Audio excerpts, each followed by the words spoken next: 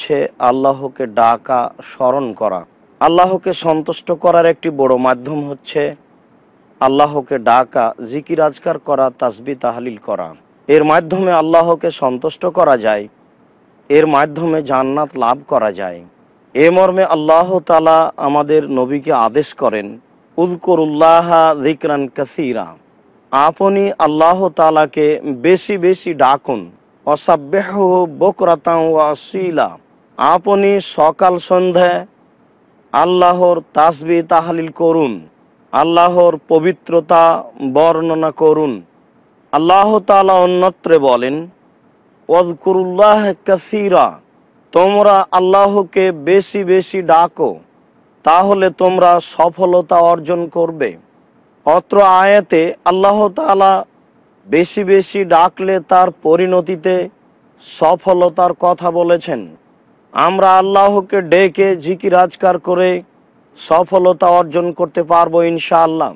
আবু হুরায়রা রাদিয়াল্লাহু তাআলা আনহু বলেন, রাসূল সাল্লাল্লাহু আলাইহি ওয়াসাল্লাম বলেছেন, কালেমাতানে, দুইটি শব্দ, খাফিফাতানে আলাল লিসানে, যা মুখে খুব হালকা, সাকিলাতানে ফিল মিজানে, দাঁড়ি পাল্লায় তার ওজন খুব বেশি, হাবিবাতানে ইলার রহমানে, যা আল্লাহর নিকটে অতীব প্রিয়, সুবহানাল্লাহি ওয়া বিহামদিহি সুবহানাল্লাহিল আযীম।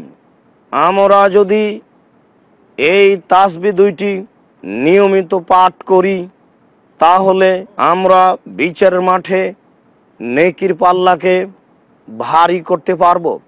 এই বাক্য দুটির বিনিময়ে বিচারের কাঠগড়াতে নেকির পাল্লা ভারী হবে বলে রাসূল সাল্লাল্লাহু আলাইহি সাল্লাম বলেছেন।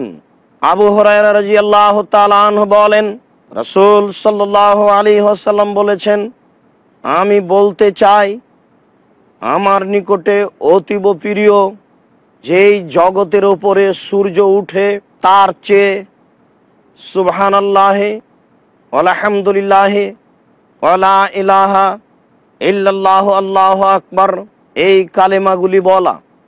আল্লাহর নবী বলেন, সারা পৃথিবীর চেয়ে আমার নিকটে এই বাক্যগুলি তাসবিহ হিসাবে, জিকির হিসাবে বলা আমার নিকটে অতীব প্রিয়।